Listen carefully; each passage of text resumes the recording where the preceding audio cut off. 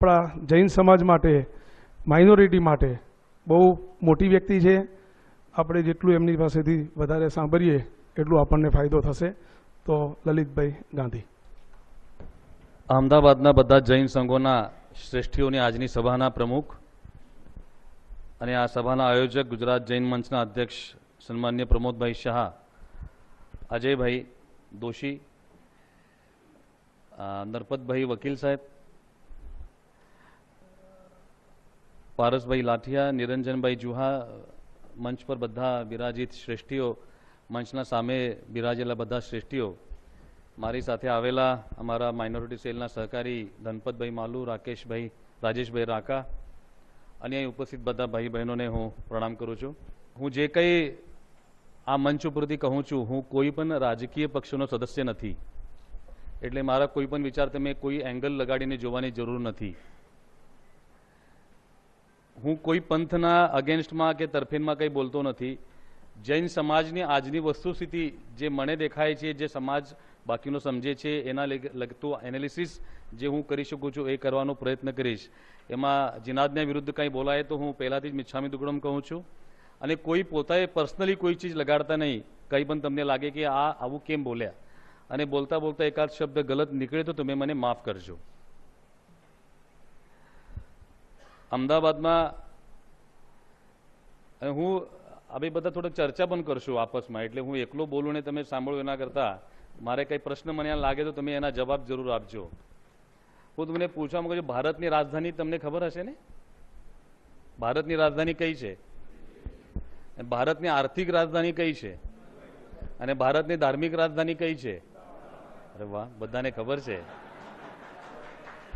તો આ ધાર્મિક રાજધાનીમાં આવીને જૈન સંઘના બધા અગ્રણીઓને હું કંઈ કહી શકું એટલી મારી લાયકાત નથી.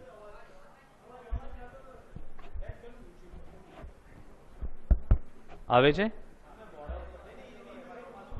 હજુ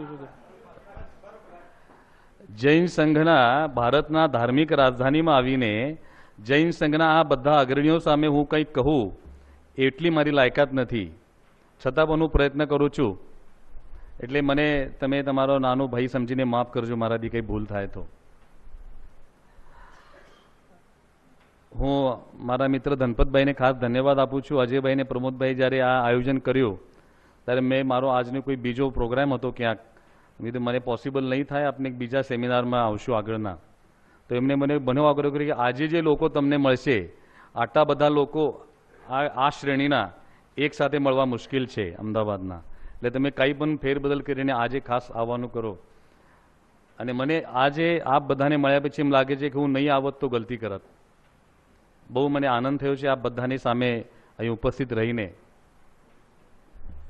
અમદાવાદ સાથે મારા અલગથી એક ભાવનિક સંબંધો પણ છે, કેમ કે આજથી લગભગ 65 વર્ષ પહેલાં મારા બાપુજી એમને જીવનની કરિયરની શરૂઆત આ અમદાવાદથી કરેલી, અને અમદાવાદમાં અમારો કપડાનો વેપાર પણ હતો એ જમાનામાં. પછી બોમ્બે શિફ્ટ થયા. અમારો જન્મ પછી મહારાષ્ટ્રમાં જ થયો, કોલ્હાપુરમાં. એ બધી આગળની વાતો છે. એટલે અમદાવાદ માટે આમ મારા મનમાં એક શ્રદ્ધાનું સ્થાન છે. અમદાવાદ કહો કે ગુજરાત કહો, આજ તો પૂરા વિશ્વમાં અલગ અલગ કારણોથી વખાણાય છે. દેશના પ્રધાનમંત્રી જે રાજ્ય આપે તો વખાણાય જ નહીં, ભલે પ્રમોદભાઈને કંઈ પણ લાગે, ભલે તો ગુજરાતનો ગૌરવ તો પૂરા દેશમાં વધી જ ગયો છે. આ તો આજની વાત છે. જૈન સમાજ માટે, આખા વિશ્વના જૈન સમાજ માટે જે શ્રદ્ધાનું સૌથી મોટું કેન્દ્ર અમારું પાલિતાના, ગિરનાર, શંખેશ્વર, એટલા કેટલા તીર્થો છે, એટલે હિસાબ નહીં એટલા અમારા પ્રાચીન તીર્થો આ ગુજરાતમાં વસે છે. એટલે ગુજરાત તો બધા જૈનો માટે બધાના હૃદયમાં એક શ્રદ્ધાનું સ્થાન છે.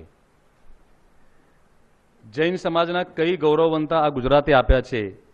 આ ધાર્મિક બાબતોમાં કહીએ તો પણ, સામાજિક ક્ષેત્રમાં કહીએ તો પણ, અને વિજ્ઞાનમાં પણ વિક્રમભાઈ સારાભાઈ જેવા માણસો આ ગુજરાતની દેન છે, આખા વિશ્વને જેને આપી છે.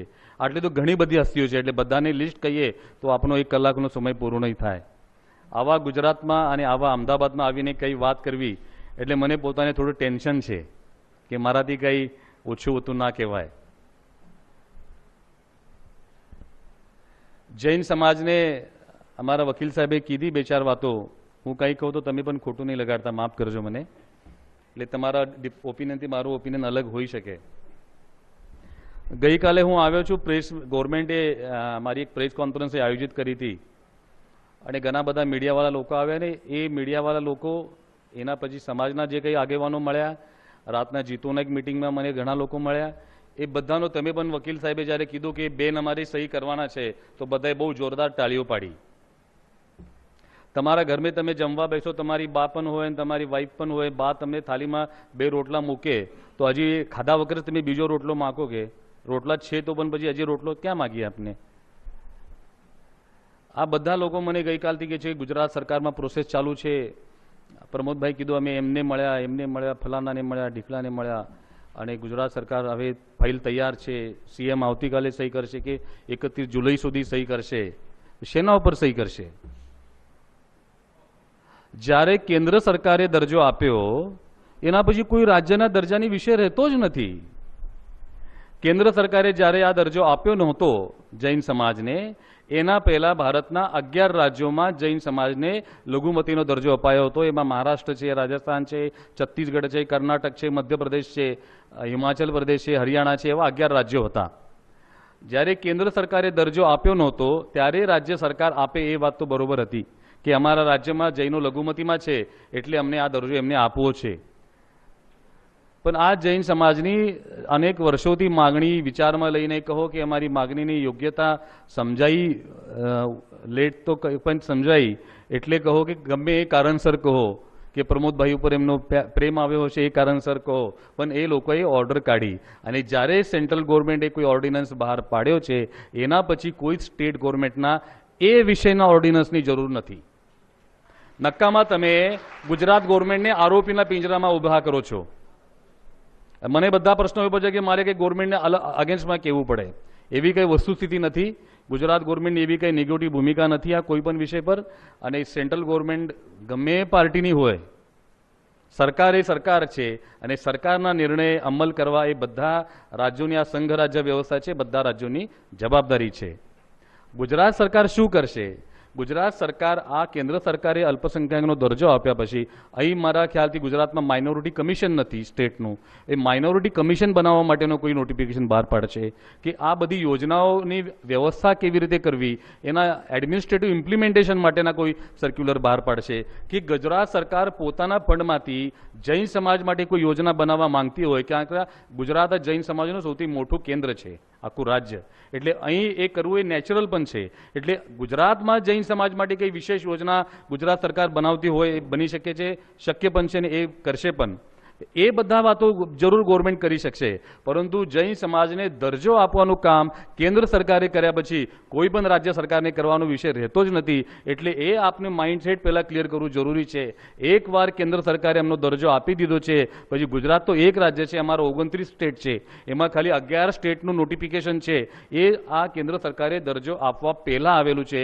કેન્દ્ર સરકારે દરજ્જો આપ્યા પછી ભારતમાં કોઈ પણ રાજ્યે આવું નોટિફિકેશન બહાર પાડેલું નથી. એ પછી કહું છું તમને. અને એવા કોઈ નોટિફિકેશનની જરૂર નથી. છતાં પણ ગુજરાત સરકાર કંઈ કરતો છે તો મને ખબર નથી, પણ જ્યાં સુધી મને ખબર છે સેન્ટ્રલ ગવર્મેન્ટના નોટિફિકેશન પછી એવા કોઈ નોટિફિકેશનની જરૂર નથી. ચેરિટીના તમારા બેનિફિટ માટે સુદ્ધા સેન્ટ્રલ ગવર્મેન્ટનું નોટિફિકેશન તમારે માટે સફિશિયન્ટ છે. એવા ગુજરાત સરકારના નોટિફિકેશન દરજ્જો આપવાના એ મેં કન્ફ્યુઝ કરતા નહીં. તમે ગવર્મેન્ટના અગેન્સ્ટ અમારા મીડિયાવાળા કંઈ બીજું લખશે. દરજ્જો આપવાનો નોટિફિકેશનની જરૂર નથી. બીજા 10 નોટિફિકેશન ભલે કાઢે અમારી ગવર્મેન્ટ. તમારા બેન પણ પોઝિટિવ છે, અમારા જૈન સમાજના મંત્રીઓ છે, ધારાસભ્યો છે, એટલે તો પેલી મને મોકો મળ્યો કે કંઈક સારું છે. અહીં ગુજરાત અમદાવાદમાં મારા 4 ધારાસભ્યો છે. ના, કોર્પોરેટર કેટલા છે મારા મ્યુનિસિપાલિટીમાં? નહીં, જૈન સમાજના 5 છે. 5 છે? 8? અરે વાહ વાહ, શોડે જોરથી કહે છે બધા લોકો 8 છે. ગુજરાતમાં જૈન સમાજ, અમદાવાદમાં જૈન સમાજ કેટલો? અમદાવાદમાં જૈન સમાજ કેટલો? હા, 6 લાખ. અમદાવાદમાં જૈન સમાજની સંખ્યા કેટલી? 6 લાખ. સેન્સસ કરેલું છે આપને? કોઈ ડાટા છે આપની પાસે એનો? અહીં જૈન સંઘો કેટલા છે અમદાવાદમાં? કેટલા છે? આ 250, તમે 350, કોઈ મને 400 કીધું, કોઈ મને 450 કીધું. અમદાવાદમાં રહેવાવાળા અમે જૈન ધર્મની આ આર્થિક રાજધાની અમે કહીએ છીએ. અમારા ગામમાં અમારા સંઘો કેટલા છે એ અમને ખબર નથી. અમારી સંખ્યા કેટલી છે એ અમને ખબર નથી. હું તો કહું છું અમદાવાદમાં 11 લાખ જૈનો છે. અમારા જુવા સાહેબ 6 લાખ કે છે કેટલા કોઈને ખબર નથી. અમારા વકીલ સાહેબે કીધું કે અમે સિંહ છીએ. બધા ટાળીઓ પડી. બધા સિંહ સમજે છે અમને પોતાને. હા, સિંહની ગણતરી નથી થઈ. અમારી ઘરની બાજુમાં કોઈ જૈન ભાઈને કોઈ આવીને 2 થોબાડમાં મૂકે મારે તો અમે જઈએ એને બચાવવા? જઈએ? અમને અમારે બારીમાંથી જોઈએ. સારું થયું હવે મારી સાથે એવું કર્યું ને આજે એને બરોબર હિસાબ થયો એનો. હા, આ સિંહોના લક્ષણો છે. પ્રમોદભાઈ કીધું કે અમે એટલા લોકોને મળ્યા. મેં છાપામાં વાંચ્યું કે રાજ્યપાલે મુલાકાતની ના પાડી. કેમ ના પાડી એમને? સિંહો છે ને અમે તો ના કેમ પાડી એમને? ભારતમાં જૈન સમાજની સંખ્યા કેટલી? આ તો મનમાં આવે બોલી માંડે છે વકીલ તો આજે તમારા. કેટલા છે ભારતમાં જૈનો? હા, 60 લાખ.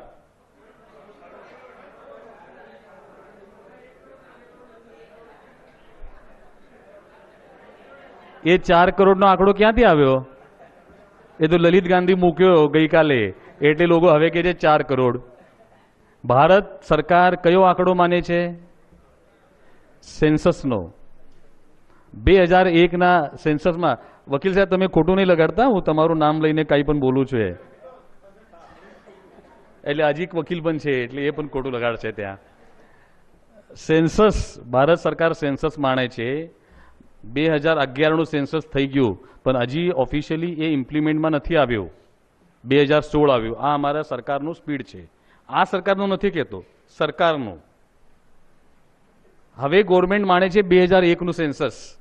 2001ના સેન્સસના હિસાબે જૈન સમાજની ભારતમાં સંખ્યા છે 54 લાખ 54 લાખ. 2011નું સેન્સસ જે છે એ ઓફિશિયલી ડિક્લેર્ડ નથી પણ જે અનઓફિશિયલી ફિગર બહાર આવે છે એના હિસાબે અમારી સંખ્યા છે 68 લાખ આખા ભારતમાં. તો 68 લાખમાં અગર અમદાવાદમાં 11 લાખ હોય તો બાકી પૂરા ભારતમાં 50 લાખ. બરાબર છે ને? ગુજરાતમાં કેટલા? હા, અમારા તો બધા શ્રેષ્ઠીઓ છે એટલે નેતા અમારા સમાજના આગેવાન જેમના હાથમાં આ ગુજરાતના અમદાવાદના જૈન સમાજની વ્યવસ્થા છે. એ સભામાં અમે બોલી રહ્યા છીએ, વાતો કરી રહ્યા છીએ. ગુજરાતમાં જૈનો કેટલા છે અમને ખબર નથી. ભારતમાં જૈનો કેટલા છે અમને ખબર નથી. ભારતના સેન્સસમાં શું છે અમને ખબર નથી. મારે જરૂર જ શું છે? મારો વ્યાપાર, મારો બિઝનેસ, મારી ફેક્ટરી, મારો પરિવાર, મારી દીકરી અને મારા જમાઈ ખતમ. That's all. બાજુમાં શું થાય અને આ શું છે મારા શું લેવા દેવા એના? આ તો હવે આ લોકોએ બોલાવ્યા છે. હવે ટ્રસ્ટી છીએ, આપને છૂટકો નથી. હવે જવું છે ને તો મારે શું લેવા દેવા તમારા માઇનોરિટીના? મારે ક્યાં તમારી સ્કોલરશીપ લેવા જવું છે 5,000 કે 10,000? આટલા તો મારા પ્યુનને આપું છું પૈસા. મારે ક્યાં એપ્લિકેશન કરવું છે? એ માઇનોરિટી શું કામ આપે? સરકાર અમને આવો મહેન્દ્રભાઈ,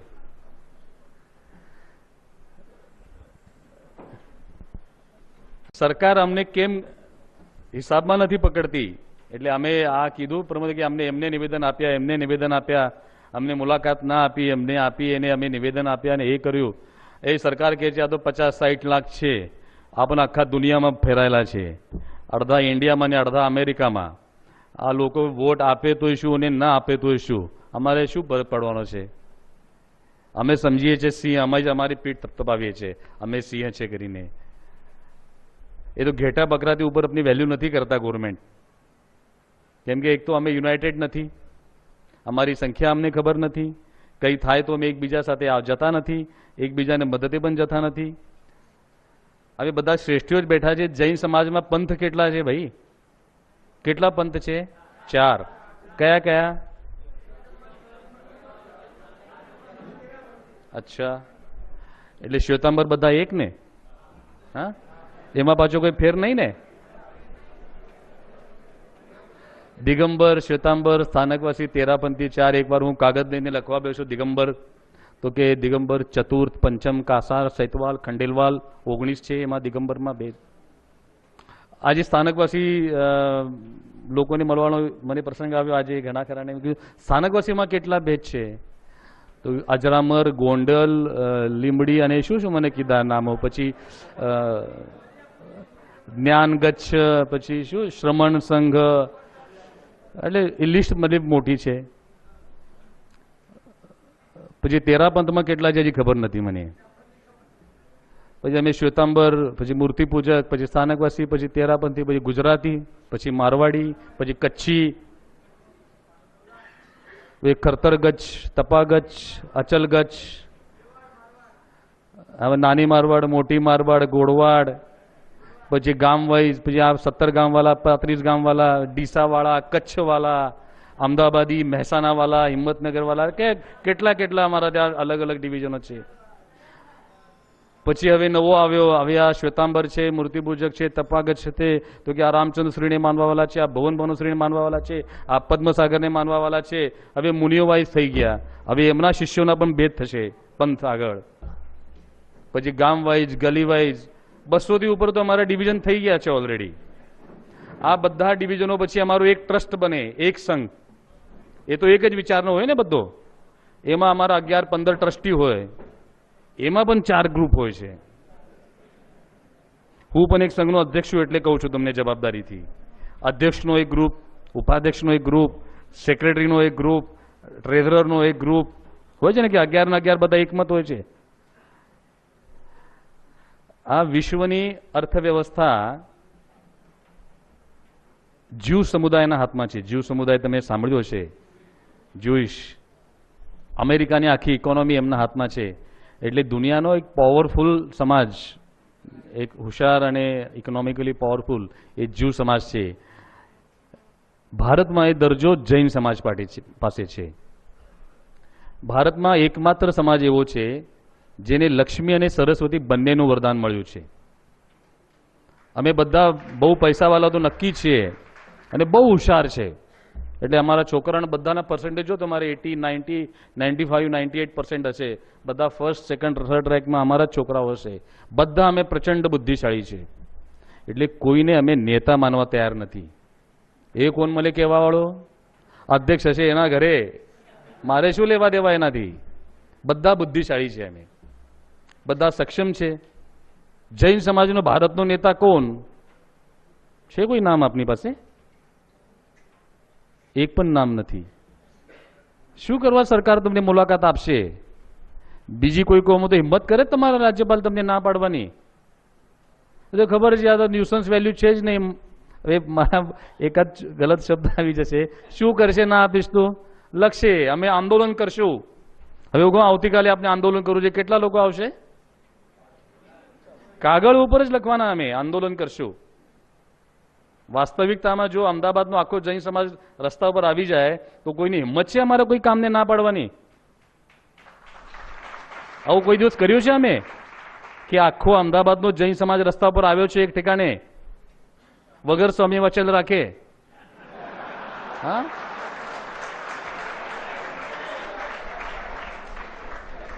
હું ઘણીવાર કહું છું આ સેમિનાર બધા સમાજને ઇન્વોલ્વ કરો. ક્યાંથી કરીએ કે આટલો ખર્ચો જમન રાખવું પડશે? મેં કીધું બિલકુલ જમન રાખો ને, કે જમન રાખ્યા વગર આવશે કોણ? મેં કે એવા જોઈતા જ નથી અમારે. એ કંઈ ખરાબ નથી. સ્વામી વત્સલ એ આપની સાધર્મિક ભક્તિ સારી વાતો છે, પણ કોક વિષય તો આવો હોવો જોઈએ કે એ વિષય પર આપણે બાકી બધી વાતો છોડીને એક થઈએ. અમારા પંથ અને ભેદો કેટલા વર્ષ અમે કરશો? મારો અધિકાર નથી કોણ બરોબર અને કોણ ગલત કહેવાનો. એ ભલે રહ્યા બધા આપના પંથ, એ ડિસ્ટર્બ કરવું પણ નથી, મારો એ ઉદ્દેશ પણ નથી. પણ જ્યારે આ યુપીએ સરકાર હતી, કેટલા હતા તમારી પાર્ટીમાં? એ સરકારમાં કેટલા પક્ષ હતા? હા, 10-12 હશે ને. એના પહેલા અમારે અટલ બિહારીજીને એનડીએ ગવર્મેન્ટ પણ હતી, એમાં પણ 10-15 પક્ષ હતા. એ બધા પક્ષોની ફિલોસોફી અલગ અલગ છે, તો પણ આવ્યા હતા. કેવી રીતે એક આવ્યા? એ કોમન મિનિમમ પ્રોગ્રામ છે એમનો, કે કોમન મિનિમમ એજન્ડા છે. કે આ 4 વિષયો પર આપણે એકમત છે, બાકી તમારા જે હોય આપણે પછી જોઈશું. આપણે એવું નહીં કરી શકીએ કે ભલે અમે શ્વેતાંબર હોઈએ કે દિગંબર હોઈએ કે સ્થાનકવાસી હોઈએ, આ ગુરુ મહારાજને માનતા હોઈએ કે એ ગુરુ મહારાજને માનતા હોઈએ, ભલે જે છે એવું રહ્યો, કંઈ વાંધો નહીં, એમાં કોઈ ડિસ્ટર્બ નહીં કરવાનું. કોઈ એક મુદ્દો એવો નથી અમારી પાસે કે અમે એક મુદ્દા પર બધા જૈનો એક થઈ જાય અને અમે જૈન છે કરીને કહી શકીએ આખા સમાજને. ભારતની મિલિટરીમાં બધા રેજિમેન્ટો છે. શીખ રેજિમેન્ટ છે, મહાર રેજિમેન્ટ છે, મરાઠા રેજિમેન્ટ છે, રાજપૂત રેજિમેન્ટ છે, ગોરખા રેજિમેન્ટ છે, ઘણા ખરા રેજિમેન્ટો છે. આ આખા રેજિમેન્ટોની વ્યવસ્થા ઇન્ડિપેન્ડન્ટલી અલગ ચાલે છે. એમના ઓફિસો અલગ છે, એમના કેમ્પ ઓફિસ અલગ હોય છે. જ્યારે કોઈ દેશ આપના દેશ ઉપર આક્રમણ કરે કે આપણો દેશ ત્યારે લડાઈમાં ઉતરે ત્યારે ભારતની સેના તરીકે ઉતરે છે, એ કોઈ રેજિમેન્ટ તરીકે નથી ઉતરતું. ભલે અમે દિગંબર હોઈએ કે શ્વેતાંબર હોઈએ કે સ્થાનકવાસી હોઈએ કે ત્યારે ગમે હોઈએ, અમે જૈન તો છે ને. અમારા ભગવાન કોણ છે? કે નવા કોઈ આવે તો નથી ને એના પછી? અમારો ભગવાન એ જ છે, અમારા મંત્ર એક જ છે, એ બધાની આસ્થા એક જ છે. તો કોક તો એક સબ્જેક્ટ લો ભાઈ કે એક વિષય પર અમે એક થઈએ. અમારા બધા ધાર્મિક આસ્થા એ જ રાખીને ક્યાંય કોઈ ડિસ્ટર્બ કરો નહીં. તમે 1 તિથિ 2 તિથિ 3 થોઈ 4 થોઈ જે હોય. પણ આ ભગવાન મહાવીરના શાસન 2600 વર્ષના શાસનકાળમાં જે કંઈ મોટા કામો થયા હશે એમાં એક વિષય જે હું સમજુ છું કે આજના જમાનામાં અને આવવાવાળા 5000 વર્ષ ઉપર જે ઇમ્પેક્ટ કરી શકશે આ જૈન સમાજને માઇનોરિટીમાં ઇન્ક્લુઝન છે. આ સમાજના આપણા એટલા ભાગો પડ્યા છે, એ ભાગોને પણ બાજુ રાખીને એક થવા માટેનો આ અવસર અમને મળ્યો છે. એટલે આ અવસરને આપણે જો ચૂકાવી દઈશું, આ અવસરને ખોઈ દઈશું તો આપને બચાવવાવાળું કોઈ નહીં રહે. આ એક બહુ જ સમજવા જેવી વાત છે. જે પરિસ્થિતિમાં અમે જીવીએ છીએ, કહેવામાં તો બહુ અમે બધા સિંહ કહીએ છીએ અમને, પણ અંદર અમારી જે પરિસ્થિતિઓ છે એ બધાને ખબર છે. સમાજમાં શું ચાલે છે, અમારા ઘરોમાં, વસ્તીઓમાં, સોસાયટીઓમાં શું પરિસ્થિતિઓ છે એ બધાને ખબર છે. કોઈ બોલતા નથી. ઘણા લોકો આ વકીલ સાહેબે કીધું કે મને પણ ઘણા મૂળ પૂછે છે કે શું કામ આપણે માઇનોરિટી જોઈએ. માઇનોરિટીનો મિનિંગ શું? અમારી શરૂઆત ત્યાંથી જ થઈ. ઘણા લોકોને લાગે છે કે માઇનોરિટી થયા એટલે અમે કંઈક પ્રવાહથી બાજુમાં આવી જશું. આમાં મુખ્ય ધારામાં છીએ અમે, તો ત્યાંથી કંઈક બાજુ આવી જશું. અમારા પૂનામાં અમારું ચેપ્ટર છે માઇનોરિટી સેલનું. ત્યાં એક વકીલ સાહેબનો ફોન આવ્યો. આ બંને વકીલો નહોતો ફોન, પણ એક વકીલનો ફોન આવ્યો હતો कि संदीप भाई हमारा महामंत्री त्याना है कि संदीप भाई वो अपना ओबीसी का सर्टिफिकेट कब मिलेगा मुझे? बोले कौन सी ओबीसी का? अभी अपने को जैन मिला ना, अभी ओबीसी, वो अभी एडमिशन लेना है बच्चे का, सर्टिफिकेट कहाँ मिलेगा? ગયા વર્ષની વાત છે. હવે જો વકીલ છે અને વકીલને ખબર નથી કે અમને દરજ્જો શું મળ્યો છે, ઓબીસીનો મતલબ શું છે, માઇનોરિટીનો મતલબ શું છે, તો આપણા સમાજનો કોણ રક્ષણ કરશે? માઇનોરિટી આ આપણે કોઈ ડિસ્ક્રિમિનેશન, અમે કે નીચા નથી બીજા કોઈ સમાજ કરતા અલગ થયા કે એવું કંઈ. સંખ્યામાં ઓછા પણ કોણે આપે સરકાર દરજ્જો? કે જોગવટ કોના માટે કરેલી છે? જે ધર્મ સ્વતંત્ર છે અને ધર્મ સ્વતંત્ર છતાં એમની સંખ્યા ઓછી છે એ લોકોને આ દરજ્જો અપાય છે. અમે લોકો કહીએ કે બંધારણમાં એ છે ને બંધારણમાં તે છે. અમે કોણ છીએ? જૈન એટલે હિન્દુની કેટલી ડિવિઝન છે આપની? કેટલા નંબરની છે? હિન્દુ છે ને આપને મૂળ તો શું છે? હા છે, હિન્દુ છે ને? હા પાડે છે. હા જૈન, હિન્દુ જૈન, વાહ! આ તમારે હિન્દુ જૈન જ અમારી પથ્થર વાળી નાખી છે આખા ભારતમાં. આ અમારા સેન્સસમાં 90% લોકોનો કાં તો હિન્દુ જૈન છે, કાં ગુજરાતી જૈન છે, કાં તેરાપંથી જૈન છે, કંઈક ના કંઈક બીજો ડેસિગ્નેશન જૈનની આગળ આવી ગયું પહેલા, અને પછી લોકો લખે જૈન. મેજોરિટી છે હિન્દુ જૈન. તો તમારા સેન્સસમાં જૈનનો કાઉન્ટ છે જ નહીં. અમારા કાઉન્ટ છે 40 અને 50 લાખ. એકલા મુંબઈમાં 20 લાખ જૈન છે, પૂનામાં 7 લાખ જૈન છે, અમદાવાદમાં, આખા મહારાષ્ટ્રની હું ગણતરી કરું મેજર સિટીની તો મહારાષ્ટ્રમાં જૈન સમાજ 80 લાખ છે, 80 લાખ ઓનલી મહારાષ્ટ્રમાં. ગુજરાતમાં 1 કરોડથી વધારે જૈન સમાજ છે ફક્ત ગુજરાતમાં. દિલ્હી, ઉત્તર પ્રદેશ, છત્તીસગઢ, મધ્યપ્રદેશ, જે અમારા ગઢો છે, રાજસ્થાન, ક્યાં ગયા અમારા જૈનો? બધા ખતમ થઈ ગયા. 4-4.5 કરોડથી ઉપર સંખ્યા છે જૈનોની. અને જો અમારી આ સંખ્યા રેકોર્ડ પર આવી જાય ઓફિશિયલી તો હિંમત નહીં કોઈ ગવર્મેન્ટની તમને ના પાડે કોઈ વસ્તુને. આજે લલિત ગાંધી આવ્યો છે, અહીં બધા આવીને ઊભા રહેશે કે આ સમાજ પાસે, કેમ કે 4-4.5% એમ બહુ કંઈ જાદુ વાળવા નથી કે 50 MP મોકલી નથી શકવાના, પણ કોણ આવવું જોઈએ અને કોણ નહીં આવવું જોઈએ એ ડિસાઇડ કરવાની તાકાત આ જૈન સમાજમાં છે. આપને આપની તાકાતને ઓળખી જ નથી. 8 કોર્પોરેટર અમદાવાદ, આખા અમદાવાદમાં જ્યાં 10 લાખ જૈન છે ત્યાં કમસે કમ 50 કોર્પોરેટર હોવા જોઈએ જૈન સમાજના. ભારત જ્યારે સ્વતંત્ર થયો એ દેશ, આ ભારતની પહેલી પાર્લામેન્ટમાં 54 જૈન MP હતા, 54 જૈન મેમ્બર ઓફ પાર્લામેન્ટ હતા. First parliament of India, independent India. આજે કેટલા છે? 2 લોકસભામાં છે, 2 રાજ્યસભામાં છે. 54 થી 4. આ અમારા સિંહોની પ્રગતિ છે.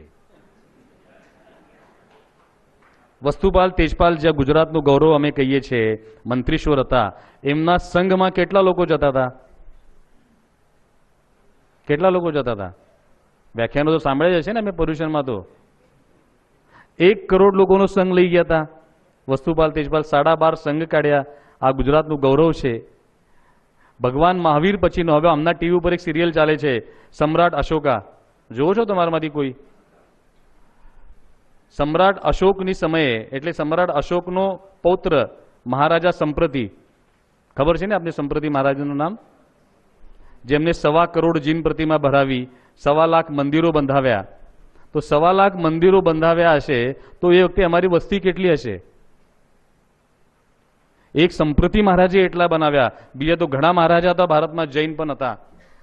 અને એના પહેલાથી મંદિરો હતા. ભગવાન મહાવીરનો શાસનકાળ એટલે 100 વર્ષ 200 વર્ષનો પીરિયડ છે ભગવાન મહાવીર પછીનો. 40 કરોડ જૈન હતા. આજે કેટલા છે અમે? 4 કરોડ. 40 કરોડથી 4 કરોડ. આ અમારી પ્રગતિ છે. આજે પણ ભારતમાં, પર્ટિક્યુલરલી સાઉથ ઇન્ડિયામાં અને નોર્થના અમુક ભાગોમાં જૈન સમાજના લોકો સામૂહિક ધર્માંતર કરે છે. કેમ કે એમને ખાવાના ફાફા છે, એમની પાસે જવાનો અમને કોઈને ટાઈમ નથી. અને આવા ઘણા લોકો છે જે એમની વ્યવસ્થા કરે છે અને એ લોકો ધર્માંતર કરે છે. આજે અમે નહીં જાગશું તો આ 4 લાખ રહેશું અમે. 4 લાખ પારસીઓની જે અવસ્થા છે ને આજ, એવી અવસ્થા જૈન સમાજની થશે. એના પછીના ઇતિહાસમાં ખાલી લખાશે કે કોણ એક સમયમાં જૈન હતા. એવું જ કરવું છે ને અમારે. ક્યારે અમે જાગશું? અમે તો બધા બુદ્ધિ લગાડશું કે આ શું છે, શું કરવા જોઈએ છે. અમે તો આ દેવાવાળા છીએ. દેવાવાળા કેટલા છે? આજે બધા અહીં એ જ બેઠા છે, 10%ના. હું કહું છું અમારા સમાજ બધા, મને એ સેન્ટ્રલ ગવર્મેન્ટથી લગાડીને જ્યારે દરજ્જો અપાયો અમને, ત્યારે જસ્ટિસ સિદ્દીકી એ માઇનોરિટી કમિશનના ચેરમેન હતા, એજ્યુકેશન કમિશનના. એ જસ્ટિસ પણ હતા અને ગવર્મેન્ટે એમનો રિપોર્ટ મંગાવ્યો હતો કે જૈન સમાજની આ માગણી ઘણા વર્ષથી પેન્ડિંગ છે.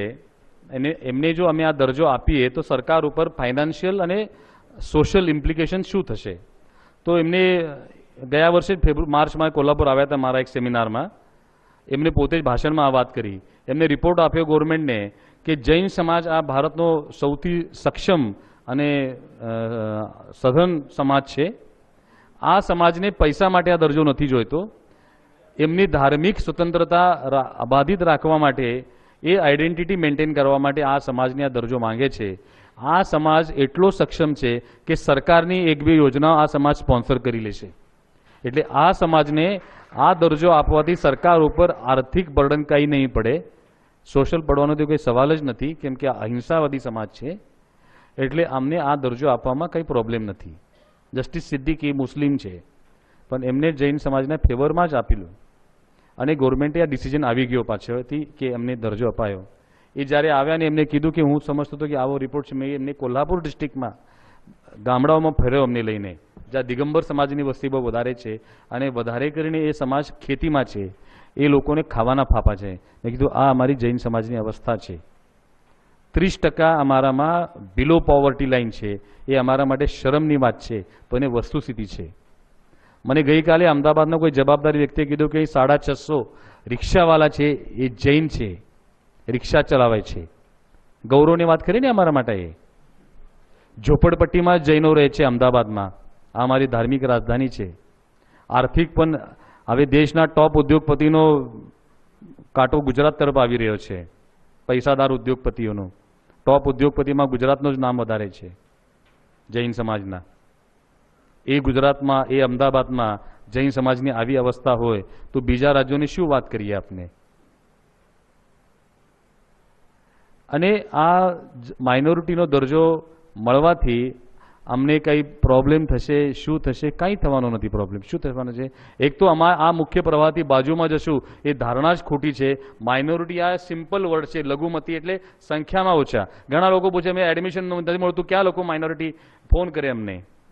હા, અહીં મેં શું કોલમ, 6 કોલમ છે કે SC, ST, NT, અમુક BC, OBC અને અધર કે ઓપન. તો અમારે ક્યાં ટીક કરવાની? હું કહું SC તો SC પર કરવા તૈયાર છે. મને એડમિશન મળતું હોય તો મારે બધું છોડવા તૈયાર છું હું. અમારા છોકરો ક્યાં બનવા જાય? કોન્વેન્ટમાં જાય ને. આપને કોઈ રિઝર્વેશન નથી મળ્યું, અમારી કઈ જાત નાની નથી થઈ, ઉચ્ચ જાતિના જ છીએ અમે અને એ જ રહેવાના છે. અમે ઓપન કેટેગરીમાં જ છે. ફક્ત આ સમાજમાં જે ગરીબ લોકો છે, જેમને જરૂરત છે, એમને આ બેનિફિટ મળશે.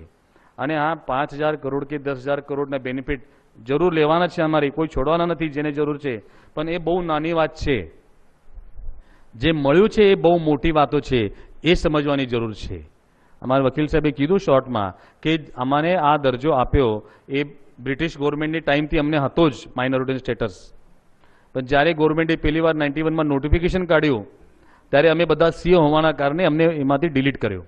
6 માંથી 5 જ ધર્મોને અમે નોટિફિકેશન કાઢ્યું, જૈનોને ડિલીટ કરી નાખ્યા. કંઈ નહીં કરી શક્યા અમે.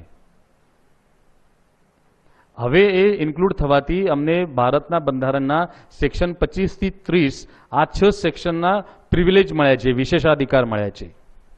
આ દરજ્જો મળવાથી જૈન સમાજના કોઈ પણ ધાર્મિક સ્થાનને, મંદિર હોય, ઉપાશ્રય હોય, સ્થાનક હોય કે તીર્થ હોય, સરકાર, કોઈ પણ સરકાર કોઈ પણ એક્ટ હેઠળ અધિગ્રહણ નહીં કરી શકશે. એ તમારા તીર્થો તમારા તાબામાં જ રહેશે. કોઈ પણ ટેનન્ટ એક્ટ તમારી પ્રોપર્ટી ઉપર નહીં એપ્લિકેબલ થાય. તમારા તીર્થોની, તમારા સંસ્થાઓની વહીવટ તમારા ઈચ્છા મુજબ, તમારી પરંપરાઓ જે હશે એ પરંપરાઓ મુજબ તમે કરી શકશો. જૈન સમાજની જે શિક્ષણ સંસ્થાઓ છે એ શિક્ષણ સંસ્થાઓની વહીવટ એ જૈન સમાજના ઈચ્છા મુજબ તમે કરી શકશો. એમાં કોઈ સ્ટાફ ભરતી કે કોઈ પણ વિષયમાં કોઈ રિઝર્વેશન તમને એપ્લિકેબલ નથી. SC, ST, BC રિઝર્વેશન જે છે એ આ માઇનોરિટી સ્ટેટસના સંસ્થાઓ માટે એપ્લિકેબલ નથી. તમે તમારા ઈચ્છાની કોઈ પણ શિક્ષણ સંસ્થા શરૂ કરી શકશો અને તમારા મેનેજમેન્ટ હેઠળ જે શિક્ષણ સંસ્થાઓ હશે એમાં 50% તમને રિઝર્વેશન તમારા સમાજના છોકરાઓ માટે તમે રાખી શકશો. એટલે આજે ઘણી ઠેકાણે પોપ્યુલેશન બેઝડ ઇન્સ્ટિટ્યૂટ અપાય છે, ત્યાં બી કોઈ મેડિકલ કોલેજ નથી મળતું, એન્જિનિયરિંગ કોલેજ નથી મળતું કે સ્કૂલની પરમિશન નથી મળતી. એ તમારે માટે નથી. તમારે જે કોઈ એજ્યુકેશન ઇન્સ્ટિટ્યૂટ શરૂ કરવી હોય એ તમે શરૂ કરી શકો છો અને એ ઇન્સ્ટિટ્યૂટ શરૂ કરવા માટે પરમિશન આપવું એ સરકાર ઉપર બંધનકારક છે. તમારા એજ્યુકેશન ઇન્સ્ટિટ્યૂટમાં, તમારા એજ્યુકેશન ઇન્સ્ટિટ્યૂટના સિલેબસમાં, કોઈ પણ ધોરણના સિલેબસમાં તમે જૈન ધર્મનો ઇતિહાસ કે જૈન ધર્મની પરંપરા ઓફિશિયલ સબ્જેક્ટમાં એડ કરી શકો છો. એ કોઈ રોકી નહીં શકે તમને. આ તમને મળેલા વિશેષાધિકાર છે. એ તો જગા આપવામાં પણ પ્રાયોરિટી આપવાનું છે, પણ એ રૂલ નથી બનાવતા કેમ કે લોકો, સરકાર ગભરાય છે. પણ તમને પ્રિવિલેજ માઇનોરિટીને બધાને એ મળશે. આ વિશેષાધિકાર અમારે માટે બહુ મહત્વના છે. ઘણા, એટલે આ હું શોર્ટમાં કહું છું, ટાઈમ લિમિટ છે એટલે એક સર્ક્યુલર નાનું તમને આપ્યું છે, બધા ઘણા કારણે મળ્યો છે. અને આ બધા યોજનાઓ, આ બધા વિશેષાધિકાર એ બધા સમજવા જરૂરી છે. એ બધાનું ઇમ્પ્લિમેન્ટેશન આપણા સમાજમાં કેવી રીતે થાય, એ આ બધા દરજ્જો મળવાથી આ વિશેષાધિકાર સાથે ગવર્મેન્ટ અલ્પસંખ્યાકના વિકાસ માટે જેટલી યોજનાઓ ચલાવે છે એ બધી યોજના અમારી માટે લાગુ છે.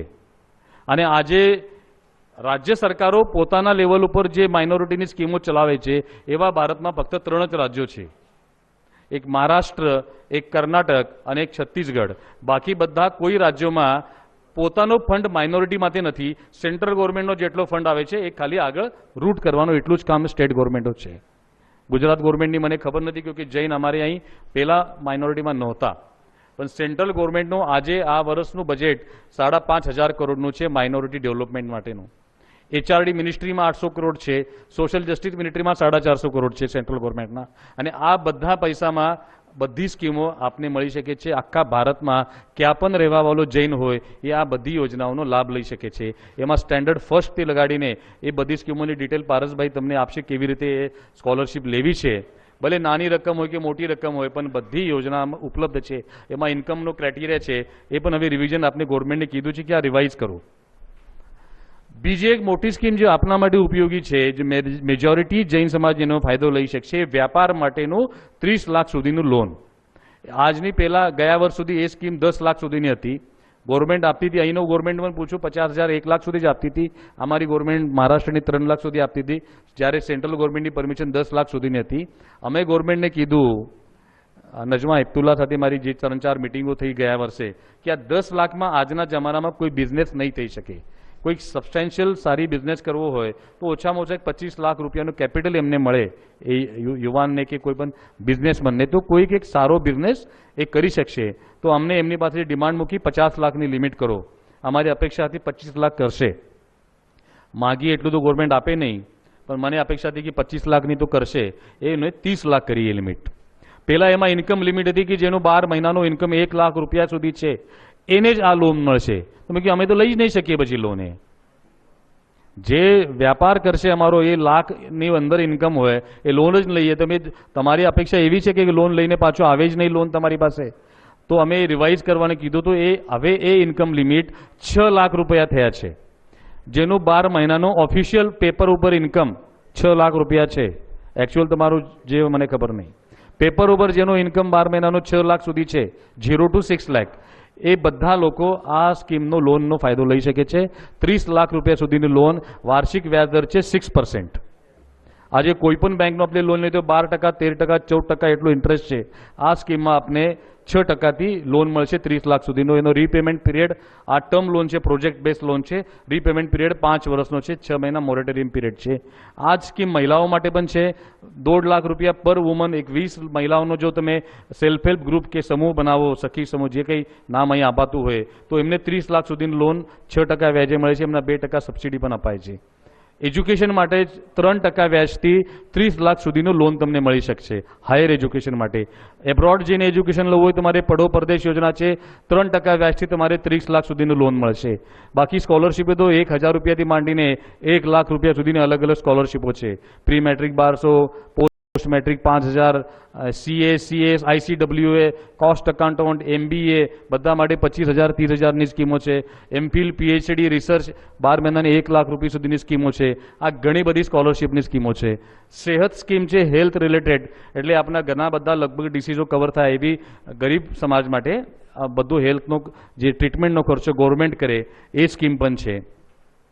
એજ્યુકેશન ઇન્સ્ટિટ્યુશન્સ જો આપના છીએ એમના એક્સપાન્શન માટે કંઈ ટેકનિકલ અપગ્રેડેશન કરવું છે તો તમારે 2 લાખ રૂપિયા એક લેબોરેટરી માટે, લાઇબ્રેરી માટે 5 લાખ રૂપિયા, એક રૂમ બનાવવા માટે, એક ફ્લોર બનાવવો હોય તો 50 લાખ. આવા બધા અલગ અલગ યોજનામાં 2 લાખથી લગાડીને 3 કરોડ રૂપિયા સુધી તમારે પોલિટેકનિક કોલેજ કાઢવાની છે તો 3 કરોડ રૂપિયા સુધી અનુદાન તમને આપશે સરકાર. અને આ બધી લિમિટો જે કહું છું આ 10 વર્ષ પહેલાંની લિમિટ છે. મેં ગવર્મેન્ટને રજૂઆત કરી છે કે આ બધી લિમિટ રિવાઇઝ કરો, જે ઇન્ફ્લેશન થયું એના રેશનલાઇઝ કરીને કંઈક લોજિકલ એમાં ઇન્ક્રીમેન્ટ કરો. એમાં બજેટરી ઇમ્પ્લિકેશન જે ગવર્મેન્ટ કન્સિડર કરશે એમાં. આવા ઘણા બધા 53 સ્કીમ્સ છે. એમાં સૌથી મોટી યોજના છે prime minister 15 point development programme for minority communities.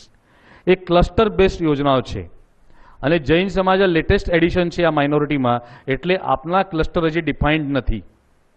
બાકી માઇનોરિટીઝના ક્લસ્ટર ડિફાઇન્ડ છે. જે 125 ડિસ્ટ્રિક્ટ ઇન્ડિયાના એ માઇનોરિટી ક્લસ્ટર કરીને આઈડેન્ટિફાઈડ છે. એ આઈડેન્ટિફાઈડ ક્લસ્ટરમાં જો અમે હોઈએ તો પણ આપણે બેનિફિટ લઈ શકશું. અધરવાઇઝ અમે આ બધા જૈન કમ્યુનિટીના ક્લસ્ટર રિવિઝનની ડિમાન્ડ ગવર્મેન્ટ પાસે કરેલી છે. જેવી રીતે અમદાવાદ તો તમારું ક્લસ્ટર જ છે જૈન સમાજનું, એટલે વોર્ડ વાઇઝ મ્યુનિસિપાલિટી માટે પણ સ્કીમો આવશે. એ ક્લસ્ટર કરશો તમારે અડધું અમદાવાદ કવર થઈ જશે જૈન ક્લસ્ટરમાં. જે એરિયાના 10%થી વધુ પોપ્યુલેશન એ માઇનોરિટી કમ્યુનિટીનું છે એ કમ્યુનિટીનું ક્લસ્ટર કહેવાશે. એટલે એ વોર્ડની પોપ્યુલેશનમાં 10%થી વધારે જો જૈન હોય તો જૈન ક્લસ્ટર કહેવાશે. તો બધી એટલે એ એરિયાના રોડ ડેવલપમેન્ટ હોય, તમારે ભવન બનાવવાનું હોય, ઉપાશ્રય બનાવવાનું હોય કે પાવર, સ્ટ્રીટ લાઇટ, ગમે એટલે લાખ 2 લાખથી માંડીને 100 કરોડ સુધીની કોઈ પણ સ્કીમ એ માઇનોરિટી ક્લસ્ટર ડેવલપમેન્ટ યોજનામાં તમને મળી શકશે અને ગુજરાત એમાં સૌથી મોટો બેનિફિશરી થઈ શકે એવી આપણી સંખ્યા ગુજરાતમાં છે. સુરત કહીએ, બડોદરા કહીએ એટલે ઘણા બધા ગામો છે, તો ભાવનગર કહીએ એટલે ઘણા લગભગ હું સમજુ ત્યાં સુધી 60% અમારા ડિસ્ટ્રિક્ટ આ ક્લસ્ટર બેઝમાં આઈડેન્ટિફાઈ થઈ શકે એવી ગુજરાતની પરિસ્થિતિ છે. એટલે મોટા ડેવલપમેન્ટના કામો અમે કરી શકીએ એવું છે. આવા ઘણા બધા યોજનાઓ છે. હવે આ બધા યોજનાઓ અમારા લોકો સુધી પહોંચશે ક્યારે? હવે 17 મહિના થયા, અમે કેટલા લોકો બેનિફિટ લીધા? અહીં હોલમાં બેઠા છે એમાંથી કોઈને સ્કોલરશિપ મળી છે કે છે? અમારા એક બેન થયા, એ બેને લીધો, અહીં એક છે, બીજાને કીધું નહીં એમને કે મને કેવી રીતે. Don't mind I am joking. તો આ જ્યારે દરજ્જો અપાયો ત્યારે આ માઇનોરિટી મિનિસ્ટ્રીના સેક્રેટરી હતા Lalit Pawar, senior IAS officer છે સેન્ટ્રલ ગવર્મેન્ટના. એ ઓરિજિનલી રાજસ્થાનના બાડમેરના છે, જૈન નથી, પરંતુ જૈન ધર્મ પર ઘણી આસ્થા રાખે છે અને પોતે રોજ નૌકાર મંત્રનો જાપ કરે છે. એ વખતે સેક્રેટરી હતા માઇનોરિટી મિનિસ્ટ્રીના. તમે જો ગેજેટ જોશો ગવર્મેન્ટનું આનું, તો એના પર એમની સહી છે લલિત પવારની. 27 ફેબ્રુઆરી ગેજેટ જ્યારે બહાર પડ્યું એના પછી 15 દિવસે મારી એમની સાથે મિટિંગ હતી ફેબ્રુઆરીમાં દિલ્હીમાં. તો મારી અડધો કલાક મારી બધા વિષયો પર ડિસ્કશન થયું. એમને કીધું કે તમે જ્યારે અમે બધા જોઈએ અમદાવાદમાં અમે આમ કર્યું તેમ કર્યું, દરજ્જો મળ્યા પછી અમારા વકીલ સાહેબે બધા જ ચેનલો પર ઇન્ટરવ્યૂ આપ્યા. આખા ભારતમાં થયું. ત્યાં લોકોના જે જાણીતા હોશિયાર કહેવાતા લોકો છે કે સમાજના અગ્રણીઓના ઇન્ટરવ્યૂ થયા, બધાએ મીઠાઈઓ વાંટી કે મને જો બતાવતા જો આ પેપર, આ બાતમી છે, આમાં ન્યૂઝ છે તમારી, જૈન સમાજમાં ખુશીની લહેર, એ અમુક તમુક કે મીઠાઈઓ વેચાઈ કે અમને અલ્પસંખ્યાકનો દરજ્જો મળ્યો કે તમે અહીં સુધી જ રહેવાના, આટલું જ તમે કરી શકશો, આનાથી આગળ જઈ શકો એવું મને લાગતું નથી. એ લલિત પવારે ફેબ્રુઆરી 2014માં મને કીધું કે હું ઓળખું છું કે જૈન સમાજને, આ સમાજમાં તમારા આટલા ડિવિઝન છે, આટલી બધી સંસ્થાઓ છે, બસ એ બધી સંસ્થાઓ પોતપોતાના એરિયા, હવે તમે ખોટું નહીં લગાડતા, દુકાનદારી ચલાવતા રહેશે પોતાની, અને આ સમાજ સુધી આ યોજનાઓ કોઈ પહોંચાડશે નહીં અને આ કાગળ ઉપર રહેશે. જ્યારે મેં એ વર્ષને ફિગર્સ લીધા, સ્ટેટિસ્ટિક્સ, એ ટોટલ ફંડ 4,500 કરોડનો, તો એ વખતે તો જૈન હતા જ નહીં એમાં, તો કયા સમાજને કેટલું જાય છે બધું જોયું એનાલિસિસ. તો મુસ્લિમ સમાજમાં લગભગ 80% ફંડ એમાંથી જાય છે, કેમ કે એનું સંખ્યા પણ વધારે છે એમની આખા ભારતમાં. સારું છે, મેં કીધું આ સમાજમાં આટલા પૈસા જાય છે કે ગવર્મેન્ટ કે ઘરે જઈને નથી આપતી એમને પૈસા. આ સમાજ આટલું બેનિફિટ કેમ લઈ શક્યો? તો એ સમાજે શું કામ કર્યું કે એ સમાજની અંદર આખા દેશમાં એમનું ઇન્ટરનલ એક ડેડિકેટેડ નેટવર્ક છે. જ્યારે ગવર્મેન્ટની સ્કીમો ડિક્લેર થાય છે, જેવી રીતે આ સ્કોલરશિપ, તમારો ટાઈમ થાય તો મને કહી દેજો તમે. હા, એ બધી બાકી ડિટેલ એ જ કહેશે, મારે ખાલી જનરલ આઉટલાઇન જ કહેવાની છે. તો આ એક નેટવર્ક એવું છે કે જે વખતે સ્કીમ ડિક્લેર થાય છે એ નેટવર્ક એક્ટિવેટ થાય છે, લોકોના એપ્લિકેશન ભરાવી લેવાના, એ બધું ડાટા કમ્પાઇલ કરવાનો ડિસ્ટ્રિક્ટથી સ્ટેટ સુધીની લિસ્ટ લઈને એ લોકોના નેતો જાય ગવર્મેન્ટ ઓફિસમાં, આ અમારી લિસ્ટ છે, એટલા પૈસા રિલીઝ કરો, કરાવી જ લે, એ બધી તમને ખબર છે, કરાવી જ લે. અને તમારે જો જૈન સમાજના જરૂરતમંદ લોકોને આ ફાયદો પહોંચાડવો હોય તો તમારે એવું ડેડિકેટેડ નેટવર્ક નિર્માણ કરવું પડશે, અને આ નેટવર્ક તમે નિર્માણ કરશો તો જ આ ફાયદા તમારા સમાજના જરૂરતમંદ લોકો પાસે જશે. એમની સાથે ચર્ચા કરી, મેં નજમા મેડમ સાથે ચર્ચા કરી, મુખ્તાર અબ્બાસ નકવી સાથે ચર્ચા કરી, બીજા 3-4 આઈએએસ ઓફિસર જે જૈન સમાજના આપના છે એ લોકો સાથે ચર્ચા કરી, દિલ્હીમાં આપના બંને એમપીઓ દરડાજી, બધા 4 એમપીઓ સાથે ચર્ચા કરીને એવો નિર્ણય લેવાયો કે આ વાત બરોબર સાચી છે ને આ કરશું તો જ આ સમાજ સુધી ફાયદો પહોંચશે. એટલે all India Jain minority cell નામનું એક ડેડિકેટેડ માઇનોરિટીના કામ માટેનું અપેક્સ ઓર્ગેનાઇઝેશન આપણે દિલ્હીમાં રજીસ્ટર કર્યું છે. એના ચેપ્ટર આખા ભારતમાં ખોલવાના છે, ગુજરાતમાં પણ ખોલવાના છે. આજે તમારે ડિસિઝન લેવાનો છે, તમે સંઘ વાઇઝ કરો, એરિયા વાઇઝ કરો, જેવી રીતે કરવા એ કરો. આ બધા ચેપ્ટરો બધે ઠેકાને થવા જોઈએ. આ ચેપ્ટરો ખાલી માહિતી આપવાના, ભાષણ કરીને અમે નીકળ્યા જશો અને તમે સાંભળીને ઘરે ચાલે જશો, એ ઉદ્દેશ નથી. આ અમે જે લોકો આવશે બધા માર્ગદર્શન કરે છે, એ સ્કીમ એકચ્યુઅલી કેવી રીતે ઇમ્પ્લિમેન્ટ થશે એની જાણકારી અમારા સમાજ સુધી પહોંચાડવાની જરૂર છે. એ એપ્લિકેશન કરાવવાની વ્યવસ્થા અમારે ઊભી રાખવાની છે. એ કોમ્પ્યુટર જોઈએ, ત્યાં બ્રોડબેન્ડનું કનેક્શન જોઈએ, એક દિવસે 2 કલાક જો બેસવાવાળો માણસ જોઈએ. અમારા જેટલા છોકરાઓ, વિદ્યાર્થીઓ, સ્ટુડન્ટ બહેનો જે પણ આવે એમનું ઓનલાઈન એપ્લિકેશન ત્યાં સબમિટ થવું જોઈએ. એનો ડાટો નેશનલ લેવલ પર કમ્પાઇલ થશે, આ કનેક્ટ થશે બધું આપણે નેશનલ પોર્ટલમાં, અને સ્ટેટ વાઇઝ અમે એ ગવર્મેન્ટ પાસે જઈને એ ડાટો લઈને બેસો અને અમે પણ એ પૈસા એ એપ્લિકન્ટના ખાતામાં જમા કરાવશું. આ 4 લેવલ ઉપર આ કામ કરવા માટેનું નેટવર્ક આપણે બનાવવાનું છે. જેટલા ચેપ્ટરો તમે ખોલશો એ દરેક ચેપ્ટરના 2 લોકો માટે એક સ્પેશિયલ ટ્રેનિંગ આપશું અમે કે કેવી રીતે આ બધું ઇમ્પ્લિમેન્ટ કરવાનું છે, આ ફોર્મ કેવી રીતે ભરવાના છે. પારસભાઈ તમને જાણકારી આપશે, પણ પ્રેક્ટિકલી ઇમ્પ્લિમેન્ટ થવા માટેની આખી વ્યવસ્થા ઊભી કરવી છે અને લોકો સુધી બેનિફિટ પહોંચાડવાના છે. તો આ બધું કરવાનો મતલબ છે. એના માટે ડેડિકેટ નેટવર્ક નિર્માણ કરાયું છે. આ બધા એ નેટવર્કનું એક જ કામ છે, માઇનોરિટી રિલેટેડ ઇસ્યુઝ હેન્ડલ કરવા, ગવર્મેન્ટના બધા સ્કીમો સમાજ સુધી પહોંચાડવા, સમાજની રિક્વાયરમેન્ટના રિપોર્ટ ગવર્મેન્ટને આપવાના. મને જે કમિશનમાં નેમ્યો ગવર્મેન્ટે મને જિમ્મેદારી આપી છે કે હવે અમે અલગ અલગ સમાજ માટે અલગ અલગ યોજનાઓ અમારી ચાલુ છે, તો જૈન સમાજ માટે તમારે શું જરૂરત છે એ તમે રિપોર્ટ મને આપો. એટલે આ બધા ગવર્મેન્ટને રિપોર્ટ આપીને રિવિઝન કરાવીને ખાલી સ્કીમોની જાણકારી ફોર્મ ભરશો એટલામાંથી થવાનું નથી. એ તો આપણે ત્યાં સેન્કશન કરાવવું પડશે. પોસિબલ છે કે ગયા વર્ષે આપના એપ્લિકેશન ગયા નહીં, ગયા વર્ષે 4,500 કરોડનું ફંડ હતું, એમાં જૈન સમાજને અલ્પસંખ્યાકનો દરજ્જો મળ્યા પછીની વાત કરું છું, એમાં અમારો હિસ્સો ગયા વર્ષનો છે 52 crores, ઓનલી 1%. કેમ કે અમને ખબર જ નથી, અમારા એપ્લિકેશન ગયા નથી. તો આ વર્ષે પણ મને સેક્રેટરી કીધું, હવે અરવિંદ માયારામ સેક્રેટરી છે માઇનોરિટીના, એ ફાઇનાન્સ સેક્રેટરી હતા પાછલા ગવર્મેન્ટમાં, પ્રમોદભાઈના ગવર્મેન્ટમાં, એટલે સિનિયર મોસ્ટ ઓફિસરમાં જે એમની ગણતરી થાય છે એ બધા બજેટનો હિસાબ લગાડે છે. હવે તું શું જરૂર છે તમારે, તમે તો લેતા જ નથી પૈસા. 50 કરોડ છે તો અમે 100 કરોડ કરી નાખીએ તમારા, બાકી બધું અમે ડાયવર્ટ કરી લઈએ પૈસા. મેં કીધું ઉભા રહો, હજી અમને ખબર નથી શું સ્કીમ છે, કેવી રીતે લેવાની છે, અમારું કામ ચાલુ છે, એટલે આ વર્ષ તમે ટ્રાયલ કરો. એટલે આ વર્ષ આપના બધા માટે ચેલેન્જનું વર્ષ છે. આપણે બધા મતભેદો ભૂલવાની જરૂર છે. આ નેટવર્ક એસ્ટાબ્લિશ કરવાની જરૂર છે. આખા ગુજરાતમાં એ કરવાની તમારી જવાબદારી છે. અને અમે જે એલિજિબલ છે બધાના એપ્લિકેશન કરાવો. ભલે હું કહું 50% રિજેક્ટ થશે, વાંધો નહીં, થવા દો. હું આ પ્રાઇમ મિનિસ્ટર પાસે જઈને બેસીને આપનો ફંડ વધારી લઈશ આવતા વર્ષ માટે. મારે રેકોર્ડ જોઈએ છે. એ મને રોજ કહે છે કે તમને જરૂર જ નથી, મારે બતાવવાનું છે કે છે જરૂર, અમારે પણ આટલી જરૂર અમારે પણ છે, આટલા એપ્લિકેશન તમારી પાસે આવેલા છે, આ બધા મંજૂર કરો. નહીં કરી શકો તો ફંડ વધારો. આ જૈન સમાજને અલ્પસંખ્યક દરજ્જો મળવાથી બીજા કોઈનો ફંડ કાપીને આપણી પાસે આવવાનો નથી. જેમને જે ફંડ મળે છે એટલો જ રહેવાનો છે. આ મને નથી, જે અમારે ક્રિએટ કરવાનો છે. અને આ વર્ષે પણ જો અમે ફાયદો નહીં લઈશું તો આવતા વર્ષથી અમારા રિસ્ટ્રિક્શન આવી જશે કે આ સમાજને ગરજ નથી, એમને 50 કરોડ 100 કરોડ આપી દો, પૂરું થઈ ગયું. તો પછી નહીં ઘટે. એ આપની એ જિમ્મેદારી આપની છે અને એટલી તાકાત આપણે રાખીએ છીએ, ભલે સ્ટેટ ગવર્મેન્ટ હોય કે સેન્ટ્રલ ગવર્મેન્ટ હોય. આ તો પ્રી મેટ્રિકની છે, એ તો વચ્ચે તારીખ પણ પ્રી મેટ્રિકનો તો બહુ ઓછો સેગમેન્ટ છે, એમાં વોલ્યુમ ઓછો છે. એ જ કહું છું ને, એટલે એ તારીખ ઓછી બધી, એમાં કંઈ વધારે ફેર નહીં પડે આપને. આપણી બધી સ્કીમો સપ્ટેમ્બર સુધી છે. આ હાયર એજ્યુકેશનની છે, 30,000 સબસિડીની છે, જે પણ સ્કીમ. હવે તમારા લોનની જે સ્કીમ છે, આ અહીં ગવર્મેન્ટને 2 રિમાઇન્ડરો આપ્યા અમે સેન્ટ્રલથી, કોર્પોરેશનથી, ગુજરાત ગવર્મેન્ટને, ડિક્લેર કરો. હજી ડિક્લેર નથી, હજી પાછું રિમાઇન્ડર આવશે, આ 8 દિવસમાં ડિક્લેર થઈ જશે. હવે ડિક્લેર ગમે થાય 8-15 દિવસ આગળ પાછળ, તમારા પ્રોજેક્ટ રિપોર્ટ તમે તૈયાર કરવા શરૂ કરો. હું તમારો જે ચેપ્ટરો થશે એ ચેપ્ટરમાં પ્રોજેક્ટ રિપોર્ટનો સેમ્પલ મોકલીશ. એક સીએ, ઘણા બધા સીઓ છે બેઠા છે, સીએ એમના ઘરે પણ 2-4 સીએ હશે, ઘણા સીએ આપણા સમાજ, એ બધા સીએ એંગેજ કરો, પ્રોજેક્ટ રિપોર્ટ બનાવો. જે દિવસે ડિક્લેર થાય એના આવતા અઠવાડિયામાં અમારા બધા ફાઇલો ગવર્મેન્ટમાં પહોંચવા જોઈએ. નહીં, સપ્ટેમ્બર નથી, એ તો ઓનગોઈંગ છે. બિઝનેસ લોનની ઓનગોઈંગ છે, એના કોઈ ડેડલાઇન નથી.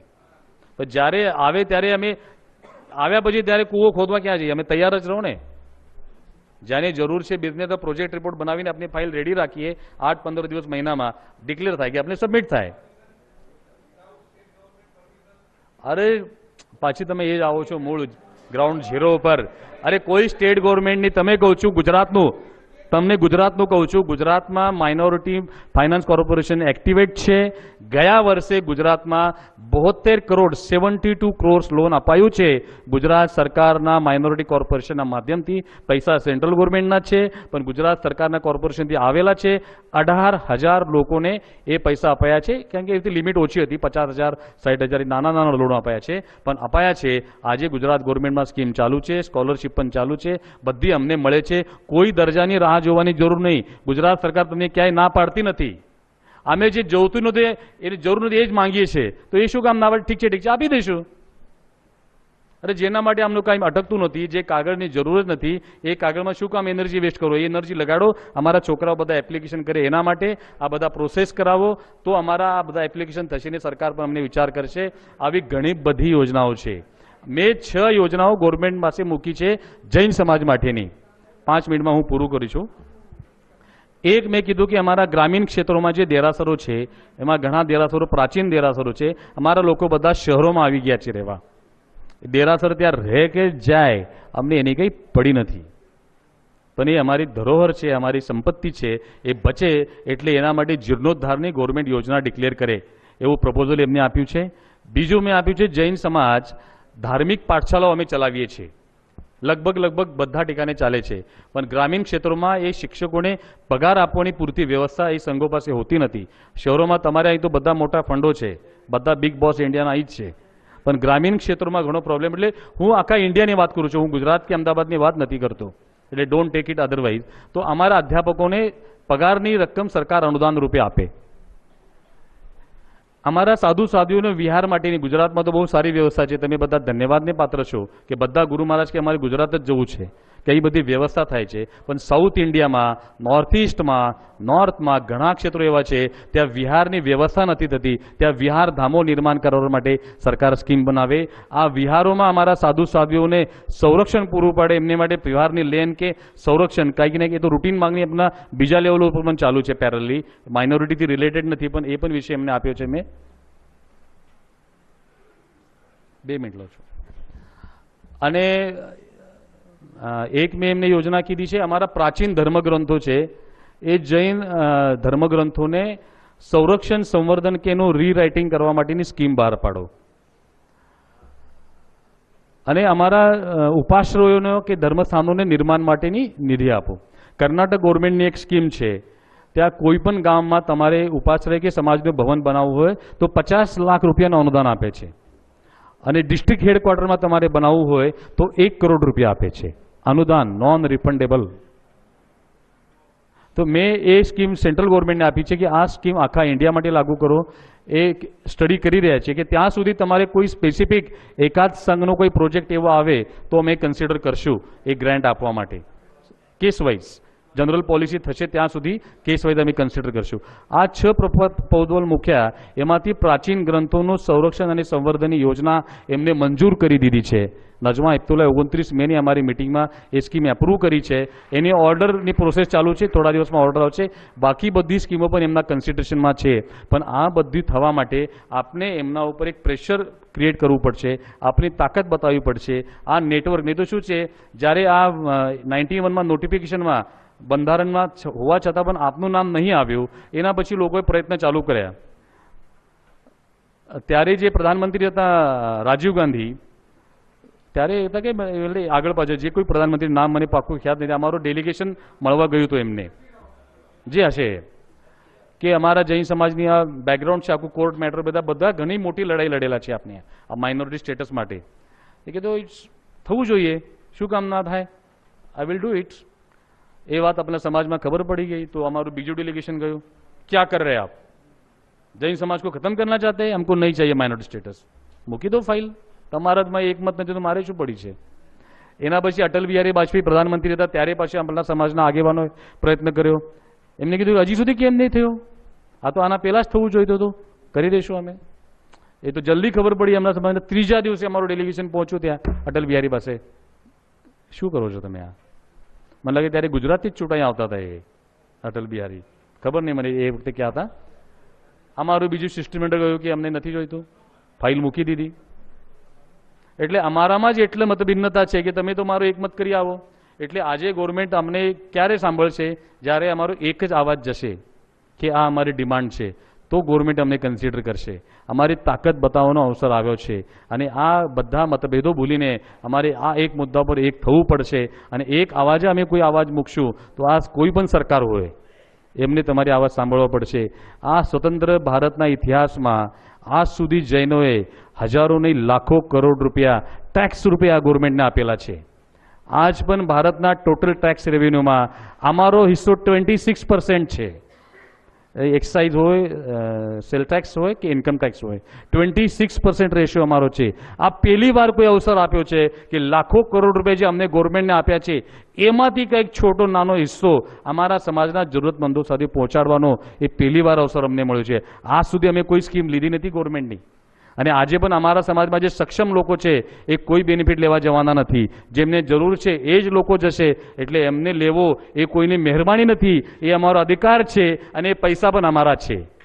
અને આજે આ પ્રધાનમંત્રીએ એ સત્તા પર આવ્યા પછી આ માઇનોરિટી ડેવલપમેન્ટ માટે એના પર લોકો ઘણી બધી ટીકાઓ કરે છે. એ ટીકાઓ ગેરલાગુ છે. આ માઇનોરિટી સમાજના બિઝનેસ લોન અને એજ્યુકેશન લોન માટે 1500 કરોડ રૂપિયા એડિશનલ ફંડ નરેન્દ્ર મોદીએ ફાળવ્યું છે. એ પૈસા પડ્યા છે, હજી અમારા અરજી નથી ગઈ. ગવર્મેન્ટ પાસે પૈસા પડ્યા છે. અમારા લાખો લોકો છે જેમને જરૂરત છે, અમારે આ લિંક કરવાનું છે. એ જે તમે 10% છો ને અમીર લોકો, એ એમની જવાબદારી કમસે કમ આટલી તો પાર પાડો કે આ બધું સમાજને પહોંચાડીએ. અમે આ કેવી રીતે આ પૈસો સમાજ સુધી પહોંચે? કેમ કે અમને ખબર છે જૈન સમાજમાં જે આપશું એ પાછું આવશે, લોન જે આપશું એ પાછું આવશે. ઇન્ડસ્ટ્રીલિસ્ટો શું કરે છે આપને જોવાની જરૂર નથી. આપનો ઓન કોમન જૈન એ બધું ઈમાનદાર છે. આ બધા પૈસા સરકારને વ્યાપાર કરીને પૈસા કમાઈને પરત કરશે. આ યુવાનોને ડેવલપમેન્ટ ઘણી બધી સ્કીમો છે. આ બધી સ્કીમોની વિગતવાર આપને જાણકારી મળે એ માટે 26 તારીખે આપને એક મેગા સેમિનાર રાખ્યું છે આમ જૈન સમાજ માટે. એટલે તમારા જેટલા તમે આગેવાનો અહીં બેઠા છો, તમારા સંઘના બધા લોકો એ ઠેકાણે સેમિનાર સાંભળવા આવે. સ્વામી વચ્ચે હોય તોય સારું, નહીં હોય તોય સારું. સ્વામી વચ્ચે નહીં હોય તોય સારું, તોય તમારે ત્યાં આવવાનું છે.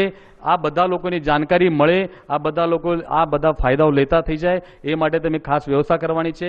માઇનોરિટી સેલ મેગેઝિન આવે છે, તમારો ડાટા અમારી પાસે આવશે તો એ તમને ફ્રીમાં મોકલશું. બધી જાણકારીઓ અમે બધા સંઘો ઉપર પહોંચાડવાની વ્યવસ્થા કરવાનો પ્રયાસ કરશું. આ બધામાં પૈસા પણ લાગે છે, જેમને શક્ય છે એ લોકો કરશે. હું પૈસા માંગવા નથી આવ્યો, પણ કમસે કમ આ બધા સિસ્ટમ આપને એક્ટિવેટ કરીએ. આ ચેપ્ટરો બનાવો. ચેપ્ટરો કેવી રીતે બનાવવા તમે મને કોન્ટેક્ટ કરો, મેલ કરો, એની જાણકારી બધી મોકલીશ. અને આ ચેપ્ટરો બનાવીને આ ફાયદાઓ બધા સમાજ સુધી પહોંચાડો એવી ફરીવાર તમને હું વિનંતી કરું છું. મારાથી જે કંઈ ઓછું તો બોલાયું હોય તો મિચ્છામી દુક્કડમ. ધન્યવાદ. જય હિન્દ, જય જિનેન્દ્ર.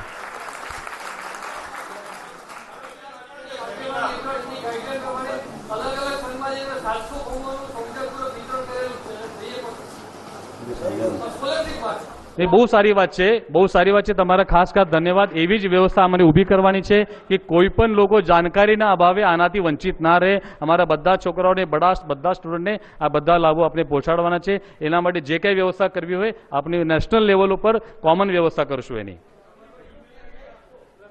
એ વેન્યુ ક્યાં છે? સેટેલાઇટ છે, સેટેલાઇટ પ્રેરણા તીર્થની બાજુમાં. એનું હમણાં ફાઇનલ હું કહું છું પાછળ. એ ડિક્લેર થશે, તમારા પર મેસેજ આવી જશે એના. ધન્યવાદ. બોલો. નો, એ આજે પોસિબલ નથી. આજે આપણે રિઝર્વેશન માંગવા જશું તો આપનું ઇન્ટેન્શન અલગ છે એવું ગવર્મેન્ટની સામે આવશે.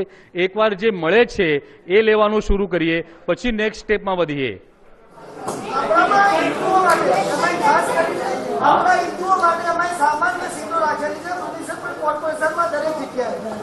કોના માટે? સામાન્ય સીટ કોના માટે? કોર્પોરેશન ધારાસભ્ય બધી જગ્યાએ. કઈ કોમ્યુનિટી? હે હિન્દુ વાણિયા બ્રાહ્મણ પટેલ. વાણિયા બ્રાહ્મણ પટેલ આ 3 માટેની આપેલી છે સામાન્ય સીટો ઇન્ડિવિજ્યુઅલ કરેલી છે. એમાં જનરલી જ્યારે પણ બી સીટ અપાય છે ત્યારે બક્ષી અથવા તો ઓબીસી અથવા એસટી સેલને જ આપવામાં આવે છે. આપણને ધરાર અપમાન કરવામાં આવે છે. એ બધી વાતો આપણે પછી કરશું અલગ પ્લેટફોર્મ પર. આપણે પોલિટિક્સના વિશે શું કરવું છે આપણે અલગ વિચાર કરશું. આ આપણે ફોરમ પહેલા આ માઇનોરિટીના સ્ટેટસનો સમાજને એક કરીએ, પહેલા એક્ટિવેટ કરીએ.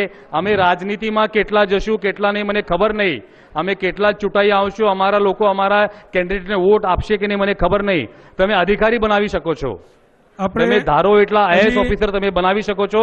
એ બનાવો. જે છોકરા તમારા જોબ કરવા જાય છે, એન્જિનિયર બનીને સોફ્ટવેર કંપનીમાં જાય છે, એમને કોઈ છોડો નોકરી ને ગવર્મેન્ટના આઈએએસ જોબમાં જાઓ. ત્યાં પાવર પણ છે અને આ સમાજનો અને આ દેશનો વિકાસ કરવાની તાકાત છે. એટલે જે અમારા છોકરાઓ જોબ કરવા જાય છે એમને આઈએએસ આઈઆરએસ કમિશનર બનાવો.